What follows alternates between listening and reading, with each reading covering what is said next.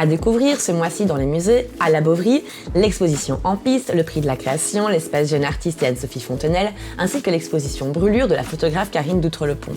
Au Grand Cursus, l'exposition événement Kroll lance des bouteilles à la mar, mais aussi le week-end retrouvailles, les journées du patrimoine, une conférence autour du verre antique, une visite thématique sur les œuvres mystérieuses du Grand Cursus et le retour du ciné-musée.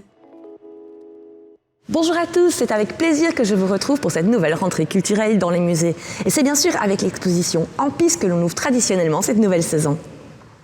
Du 30 août au 8 septembre, la 10e édition de En piste reste une carte blanche offerte aux galeries et centres d'art de la région liégeoise.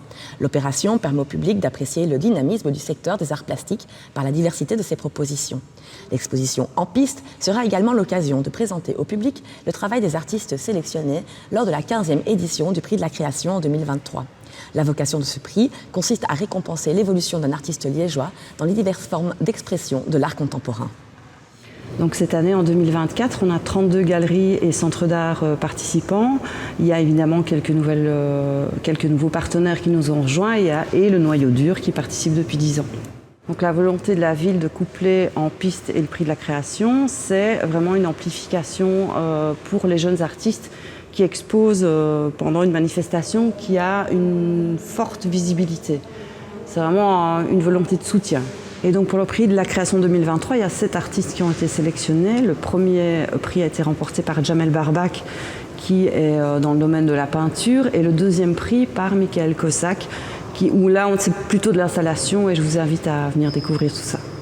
À l'espace jeune artiste, c'est le travail de Anne-Sophie Fontenelle qui se découvre jusqu'au 13 octobre.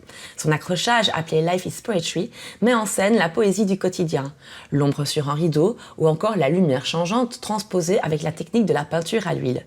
Pour l'artiste, l'exposition est une ode à la vie. Autre événement synonyme de rentrée, c'est le week-end de retrouvailles qui se tiendra le samedi 31 août et le dimanche 1er septembre dans le parc de la Bovry. À cette occasion, le Créamusée, qui proposera cette fois des loups inspirés par l'univers de Paul Gauguin et du sorcier d'Ivaoa, sera proposé aux petits et aux grands le samedi et dimanche après-midi sur le stand de la culture. Le samedi, à l'auditorium de la Bovry, ne manquez pas le festival de marionnettes avec au programme 4 présentations, dont une aventure de Tchantché. Le 20 septembre, c'est la photographe Karine Doutre-Lepont qui investira les 6 messes de la Bovry avec son exposition intitulée Brûlure. L'exposition présente une collection de photographies qui offre une plongée dans la célébration d'Holi, qui célèbre le début du printemps. L'accrochage est ponctué d'images de terre volcanique se mariant de manière extrêmement naturelle aux explosions de couleurs propres à Holi. L'exposition est accessible jusqu'au 10 novembre. Autre incontournable, le samedi 7 et dimanche 8 septembre, les Journées du patrimoine qui consacrent leur 36e édition au patrimoine pour tous, accessible aux personnes en situation de handicap ou à besoins spécifiques. À la Bovry et au Grand Cursus, les visites Le Musée du bout des doigts proposent de découvrir les adaptations et interprétations tactiles d'œuvres de collection permanente réalisées spécifiquement pour les personnes en situation de handicap visuel. Au Grand Cursus, c'est en compagnie de Pierre Kroll que le musée fait sa rentrée.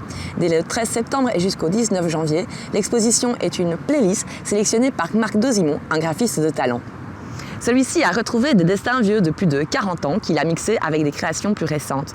Montée à Spa en 2023, l'exposition a été adaptée pour le Grand Cursus avec la collaboration du graphiste liégeois Olivier Deby. On a notamment ajouté une nouvelle section consacrée aux dessins montrés dans la presse liégeoise ou ayant Liège comme thématique principale. Le dimanche 15 septembre à 11h, on retrouve Isabelle Verhoeven, conservatrice du département du Var, pour reprendre le cycle de conférences consacré à ce département. Cette fois-ci, c'est en compagnie de Jean-Luc Schultz, conservateur du département d'archéologie, qui nous propose une communication sur le verre antique. Si des pièces de l'Égypte pharaonique ou encore de l'époque romaine sont arrivées dans les collections sans provenance inconnue, d'autres sont originaires de Tongue, Jupy, encore Brève ou Vervaux. Des pièces d'exception seront alors au rendez-vous. Le même jour, à 14h, la visite thématique nous emmène à la découverte des œuvres mystérieuses du Grand Cursus. En effet, au sein des collections du musée, quelques œuvres n'ont pas encore livré tous leurs secrets et divisent encore les chercheurs.